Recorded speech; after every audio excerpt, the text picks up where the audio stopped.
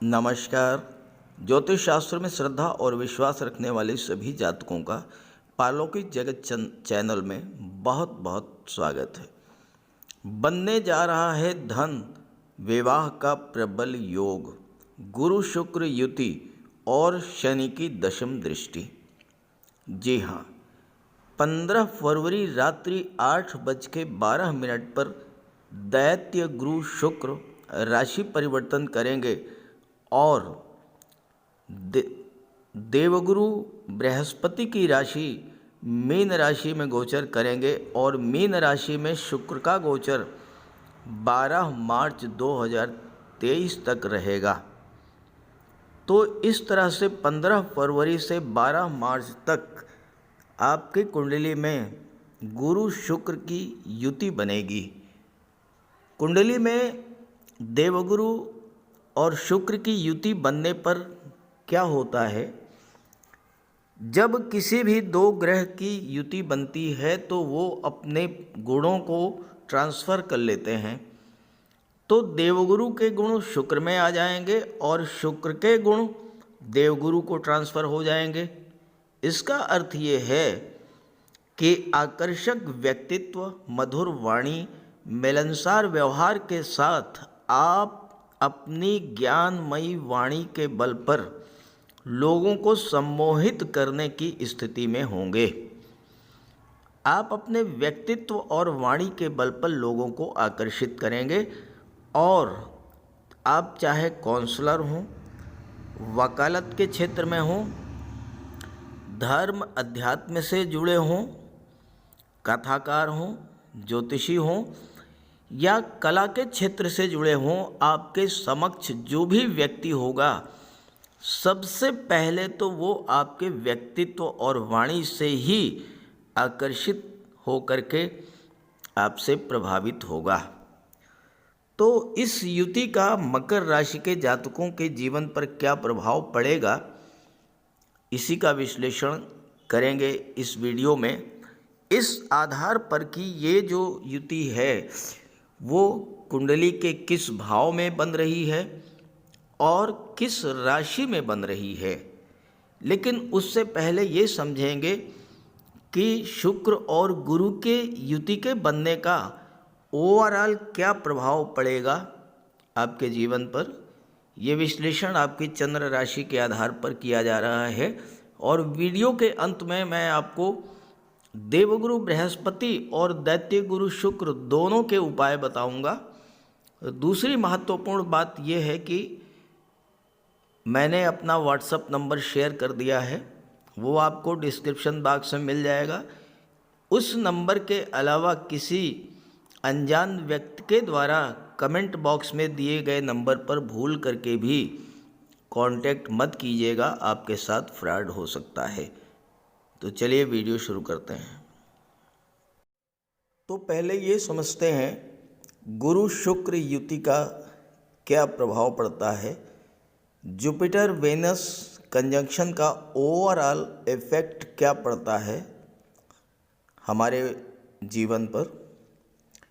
देखिए, ज्योतिष शास्त्र में देवगुरु को धन, ज्ञान, मान सम्मान, धर्म, अध्यात्म, संतान और विवाह का कारक माना गया है। वहीं शुक्र को धन, वैभव, ऐश्वर्य, सुख, लग्जरी, कंफर्ट, विवाह और संतान इनका कारक माना गया है। देवगुरु देवताओं के गुरु हैं, शुक्र दैत्यों के गुरु हैं और दोनों ही परम ज्ञानी हैं। ऐसे में कुंडली में इस युति के बनने पर व्यक्ति बहुत ही धनवान, विद्वान, गुणवान, धार्मिक और संस्कारी प्रवृत्ति का होने के साथ साथ जीवन के सभी सुखों का भोग करने वाला होता है।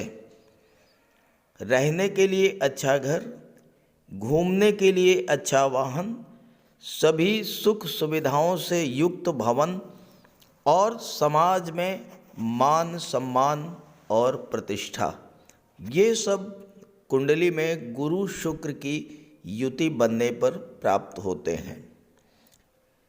देवगुरु बृहस्पति और दैत्यगुरु शुक्र की युति यदि केंद्र या त्रिकोण के भाव में बन जाए तो ऐसे जातक पिछले जन्मों का पुण्य लेकर पैदा होते हैं।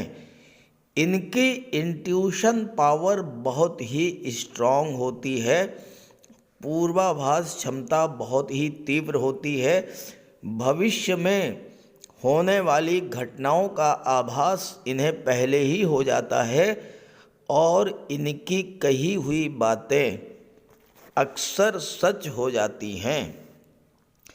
ऐसे व्यक्ति रिश्तों को निभाना बहुत अच्छे से जानते हैं, शरीर से स्वस्थ और आकर्षक व्यक्तित्व के धनी होते हैं और विपरीत लिंगी के प्रति बहुत जल्द आकर्षित हो जाते हैं। इस युति के बनने पर आपको एक विशेष बात ध्यान में रखनी होगी और वो ये कि महिलाओं का सम्मान करें। जितना आप महिलाओं का सम्मान करेंगे उतना ही आपकी प्रगति होगी। इस युति का एक और विशेष प्रभाव होता है कि अगर आपका विवाह इस युति के बनने पर हो तो विवाह के बाद आपका भाग्योदय हो जाएगा, और अगर इस गोचर काल में कन्या का जन्म हो तो उसके जन्म के बाद आपका भाग्योदय होगा। जैसे जैसे कन्या की आयु बढ़ती जाएगी आपकी आर्थिक स्थिति में भी सुधार आता जाएगा। साथ ही साथ ऐसे जातकों के जीवन में उनकी प्रगति के पीछे महिलाओं का बहुत बड़ा हाथ होता है। आपकी माता, आपकी पत्नी, आपकी बहन, ये आपके जीवन में आपकी प्रोग्रेस के पीछे बहुत बड़ा इनका योगदान होता है। और ये युति आपकी कुंडली में 15 फरवरी से बनने जा रही है। थोड़ा पहले ये वीडियो अपलोड कर दिया है ताकि आप उसी के अनुसार अपनी प्लानिंग कर लें। दूसरी महत्वपूर्ण बात ये भी है कि ये जो गुरु शुक्र की युति है ये पाप कर्तरी योग में बन रही है। गुरु और शुक्र के एक तरफ राहु का गोचर है और दूसरी तरफ शनि का गोचर है।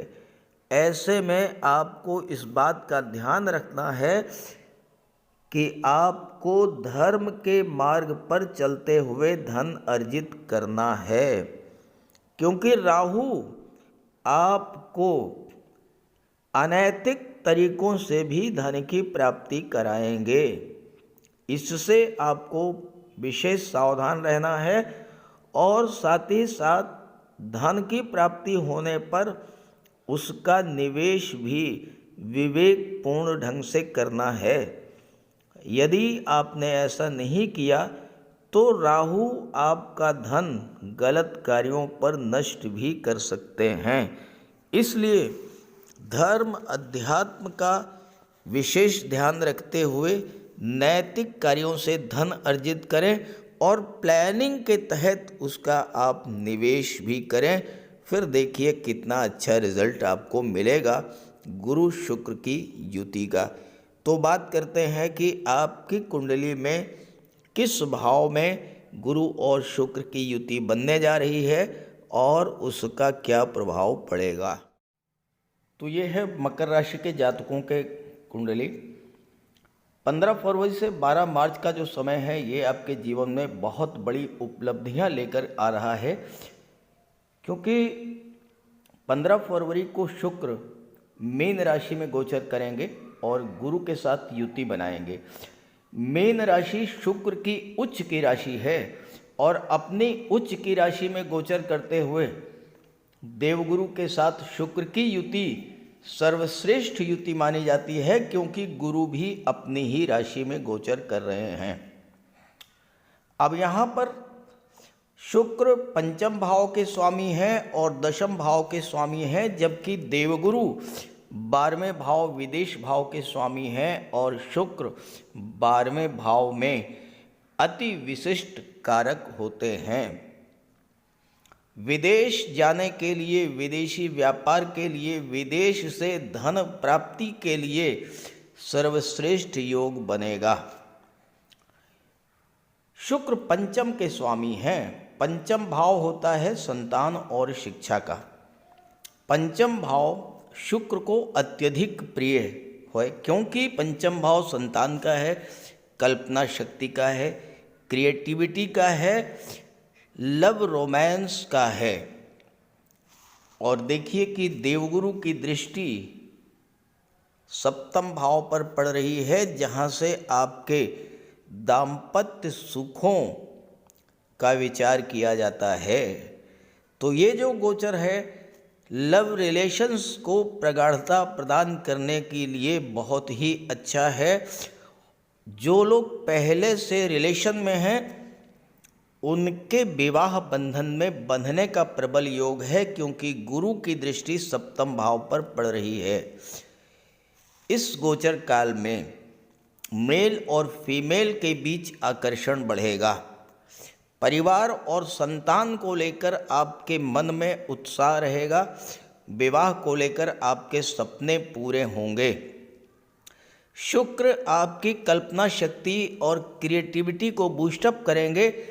कला के क्षेत्र में नई नई उपलब्धियां हासिल करेंगे और संगीत, नृत्य, अभिनय, नाटक, लेखन, गायन, वादन, काव्य, इन क्षेत्रों में विदेश में जाकर के कोई स्टेज प्रोग्राम देने का भी अवसर आपको मिल सकता है। मॉडलिंग के क्षेत्र में, टीवी सीरियल्स या फिल्म इंडस्ट्री के क्षेत्र में भी आपको सफलता मिल सकती है। छात्रों के लिए भी यह समय बहुत अच्छा है, क्योंकि बुध छठे भाव के स्वामी हैं। छठा भाव नौकरी का होता है। तो छात्रों के लिए कंपटीशन को क्रैक करने का, सरकारी नौकरी प्राप्त करने का बहुत ही सुंदर योग बन रहा है। और साथ ही साथ पढ़ाई के साथ साथ धन प्राप्ति का भी योग बन रहा है, चूँकि शुक्र पंचम के स्वामी हैं और शुक्र धन वैभव के कारक होते हैं। तो आपको पढ़ाई के साथ साथ धन प्राप्ति का भी अवसर प्राप्त होगा। कोई स्कॉलरशिप मिल सकती है या कोई पार्टनरशिप में आप जॉब भी कर सकते हैं। यहाँ महत्वपूर्ण बात यह है कि शुक्र और गुरु दोनों की दृष्टि भाग्य भाव पर पड़ेगी, तो भाग्य के सपोर्ट से आपके सभी कार्य पूरे होंगे। गवर्नमेंट जॉब मिल सकती है। कला के क्षेत्र में आप विदेश जा सकते हैं। विदेशों से धन प्राप्ति का प्रबल योग भी बनेगा। और इस गोचर काल में चूँकि गुरु की दृष्टि एकादश भाव पर पड़ रही है, तो भाग्य के सपोर्ट से आप अपनी किसी पुरानी इच्छा, किसी पुराने सपने को भी पूरा करेंगे। शुक्र आपके कुंडली के दशम भाव के भी स्वामी हैं। और यहाँ देखिए शुक्र और गुरु की युति यहाँ भी काम कर रही है। गुरु की दृष्टि भाग्य भाव पर है, शुक्र दशम के स्वामी हैं, तो भाग्य के सपोर्ट से कार्य क्षेत्र में उन्नति का योग बनेगा। दशम भाव से आपके जॉब, कैरियर, प्रोफेशन का विचार किया जाता है। आपको किस क्षेत्र में जॉब करना है, किन क्षेत्रों में सफलता का योग बनेगा, इसका विचार किया जाता है। शुक्र अत्यंत शुभ और सौम्य ग्रह हैं, अपनी उच्च की राशि में गोचर कर रहे हैं और गुरु के साथ हैं, तो कार्य स्थल पर कार्य करने का बहुत ही अच्छा माहौल आपको मिलेगा। सहयोग मिलेगा बॉस का भी और अपने कोलीग्स का भी। कल तक जो आपसे ईर्ष्या रखते थे, जो आपको नीचा दिखाने का प्रयास करते थे, आपके विरुद्ध षड्यंत्र रचते थे, वो सभी आपके मित्र बन जाएंगे। आपके व्यवहार के कारण, आपके ज्ञान बुद्धि विवेक के कारण, मीठी वाणी के कारण वो सभी जो आपके कल तक शत्रु थे वो आपके मित्र बनेंगे।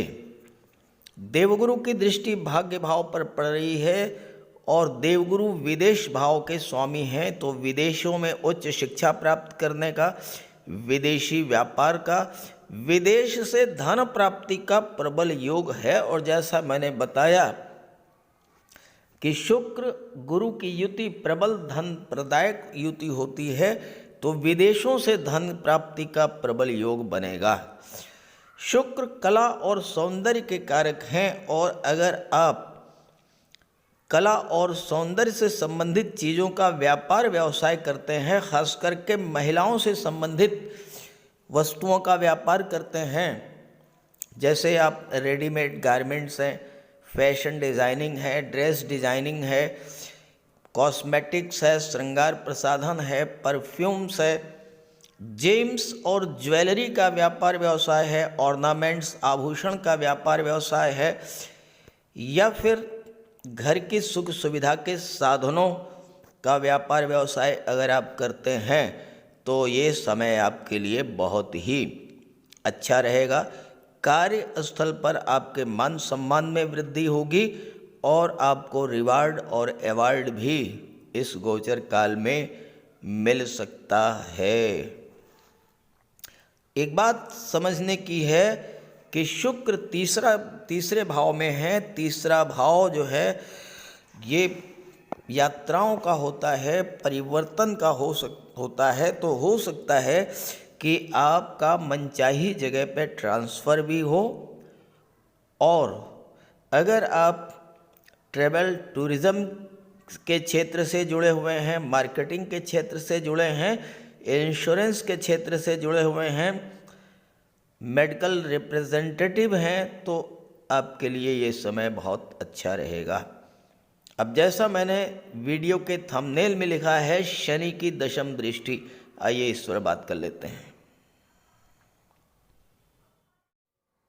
ज्योतिष शास्त्र का एक सिद्धांत है, अगर कोई दो ग्रह किसी एक भाव को प्रभावित करें तो उस भाव से संबंधित घटनाएं घटित होती हैं। अब यहाँ देखिए, देवगुरु की नवम दृष्टि 11वें भाव पर पड़ रही हैं और शनि की दशम दृष्टि 11वें भाव पर पड़ रही हैं, तो 11वें भाव से संबंधित सभी फल आपको प्राप्त होंगे। शनि आपके लग्न के स्वामी होकर के और 11वें भाव पर दृष्टि डाल रहे हैं, लग्न के भी स्वामी हैं और धन भाव के भी स्वामी हैं, तो आपके परिश्रम करने की क्षमता में वृद्धि करेंगे, आपके अंदर अनुशासन और समय की पाबंदी को लेकर के आपको जागृत करेंगे, और हर तरह का लाभ, खास करके धन का लाभ और धन का संचय होगा। प्रॉपर्टी वाहन आप खरीद सकते हैं, साथ ही साथ विवाह और संतान का योग भी बनेगा।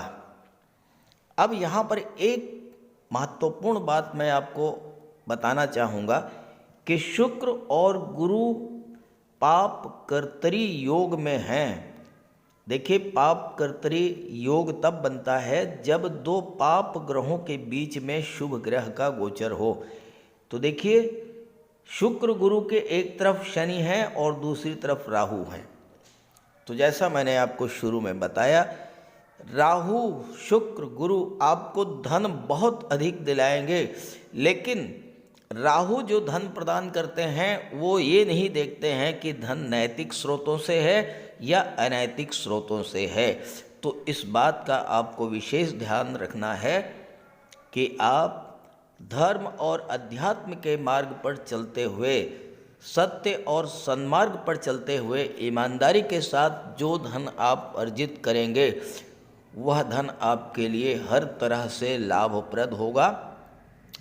और दूसरी बात, इस गोचर काल में शुक्र और गुरु का उपाय जरूर कीजिएगा ताकि ज़्यादा से ज़्यादा आपको लाभ मिले। ये अति दुर्लभ योग है जो कि आपकी कुंडली में इस समय बनने जा रहा है, तो इसका लाभ जरूर उठाएं। बात करते हैं शुक्र और गुरु के उपायों पर। ज्योतिष शास्त्र में शुक्र ग्रह को प्रेम, सौंदर्य, वैवाहिक सुख, वैभव, ऐश्वर्य का कारक माना गया है। जिन जातकों की कुंडली में शुक्र ग्रह मजबूत होता है, उनका दाम्पत्य जीवन अत्यंत मधुर और प्रेम से भरा होता है। शुक्र ग्रह की शुभता के चलते पति पत्नी के बीच हमेशा सामंजस्य बना रहता है और उनके पास कभी भी भौतिक सुखों की कोई कमी नहीं होती है। वहीं कुंडली में शुक्र के कमज़ोर होने पर व्यक्ति को आर्थिक तंगी झेलनी पड़ती है। पति पत्नी के बीच किसी न किसी बात को लेकर अक्सर वैचारिक मतभेद बने रहते हैं। तो इसके लिए शुक्र के उपाय कीजिए। सबसे पहले माता लक्ष्मी की उपासना कीजिए और शुक्रवार के दिन श्री सूक्त या लक्ष्मी सूक्त का जाप कीजिए। दूसरा, घर को साफ सुथरा स्वच्छ रखें, साफ सफाई पर विशेष ध्यान दें और घर में कबाड़ बिल्कुल जमा ना होने दें, कबाड़ को हटा दें। भूल करके भी फटे हुए या जले हुए कपड़े ना पहने, साफ सुथरे प्रेस करके कपड़े पहने और कपड़ों पर इत्र का भी प्रयोग करें।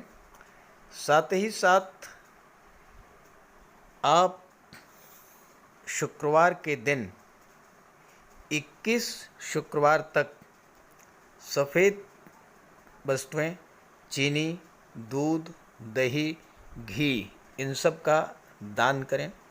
और अगर आप कर सकते हैं तो शुक्रवार का व्रत भी रखें।